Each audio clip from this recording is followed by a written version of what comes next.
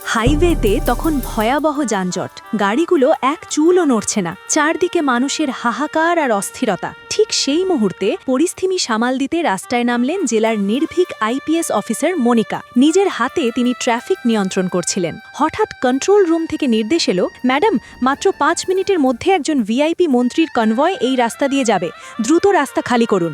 মনিকা যখন রাস্তা পরিষ্কার করার প্রস্তুতি নিচ্ছিলেন, তখনই পেছন থেকে ভেসে এলো একটি অ্যাম্বুলেন্সের সাইরেনের আর্তনাদ। অ্যাম্বুলেন্সের ড্রাইভার চিৎকার করে বলছিলেন, ম্যাডাম, ভেতরে রোগীর অবস্থা খুব খারাপ, দয়া করে একটু পথ করে দিন। কিন্তু নিরাপত্তার দায়িত্বে থাকা অন্য অফিসাররা কঠোর স্বরে বললেন, থামো, আগে মন্ত্রীর কনভয় যাবে। কথাটা শুনেই আইপিএস আনুষ্কার চেহারা কঠিন হয়ে উঠল। তিনি এক মুহূর্ত দেরি না করে সরাসরি মন্ত্রীর গাড়ির সামনে গিয়ে দাঁড়ালেন। বলিষ্ঠ কণ্ঠে তিনি ঘোষণা করলেন, আজ আগে কোনো ভিআইপি নয়, আগে অ্যাম্বুলেন্স যাবে। যদি রোগীর কিছু হয় তবে তার দায়ভার আমার নয়, এই ভিআইপি সিস্টেমের ওপর বর্তাবে। পরিস্থিতি দেখে স্বয়ং মন্ত্রী গাড়ির জানালা দিয়ে মুখ বাড়িয়ে বললেন, অ্যাম্বুলেন্সটিকে আগে যেতে দিন।